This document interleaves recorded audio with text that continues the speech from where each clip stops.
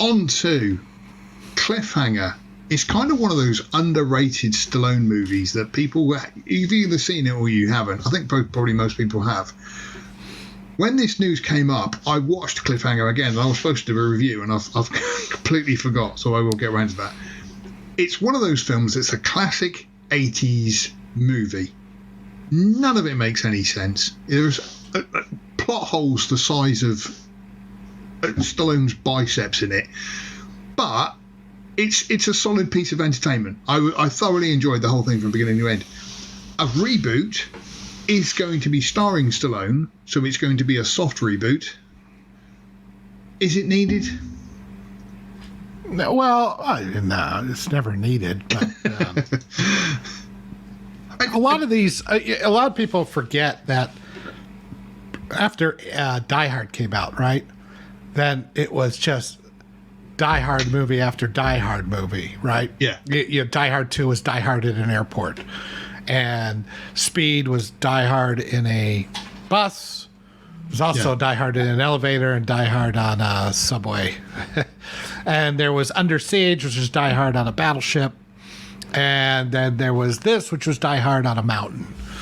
And, it was just one of many various Die Hard clones that came out, and some of them were halfway decent. I will say it's directed by a guy called Reddy Harland, who is one of those people that's very much a blockbuster, sort of summer blockbuster guy. That he makes a film. Cutthroat Island came out, and that was the end of him. No, what I mean is that he makes those kind of like big budget action movies that the story is kind of cobbled together, but they're entertainment. Like Steve Summers, who does like Van Helsing and stuff like that. He did Die Hard too. Oh, he did, didn't he? Yeah, of course he did. Yeah. But again, he makes these kind of films. With it, one thing that really did impress me was, obviously this was way before the days of CGI, a lot of the action actually looked like Stallone climbing up a cliff.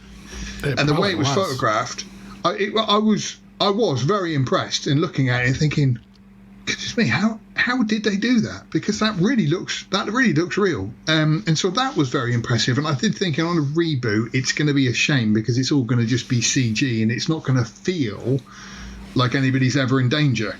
Because if they fall, they're just going to be falling onto a green mat, whereas in this film, a couple of times I thought, if Stallone did actually lose his footing, he might actually die.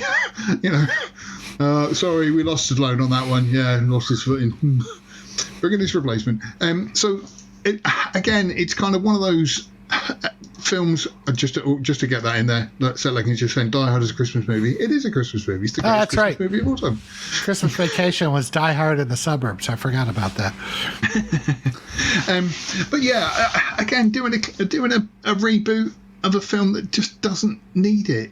Again, it's kind of one of those things where obviously some executive somewhere is like, if you don't have a movie for me in the morning, you're fired. Okay, sir, gone through his DVD collection, sort of, oh, nobody's done Cliffhanger for a while. I've got one, sir. And that's kind of it. Is Stallone going to be in it? Is it a reboot or is it a belated sequel? Or no? Apparently he is back playing the main character who was called Gabe. He was called Gabe in it. Apparently he is back as Gabe.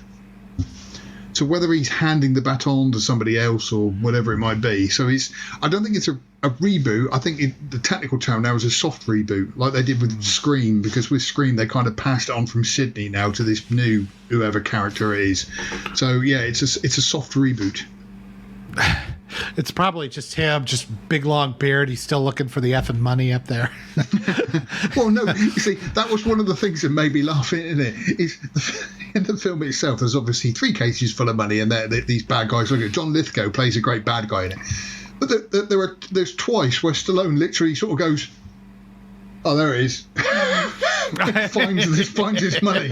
You are thinking, seriously, how did he find that? And he just seems to like find it before the bad guys, who have got an electronic tracker as well, by the way. Yeah, it's right over there. What do you need me for? You got a fucking helicopter? Just go. The other thing that annoyed me, and I've got to say this, was there's a scene in it where there's a rope bridge between 2 gullies, and they all get across, but then John Lithgow sets a bomb on one of the other ends. and Stallone and As you forget do. her name walked across it, triggered the bomb, ran back, and got it. Now I distinctly remember Stallone tying a rope to himself, running and jumping to the other side of the cliff. Right, because it was utterly ludicrous. And I was watching the film, and it got to the end, and I thought, he didn't do that jump. What's wrong with that? And I looked it up, and it's in the trailer, but not in the film.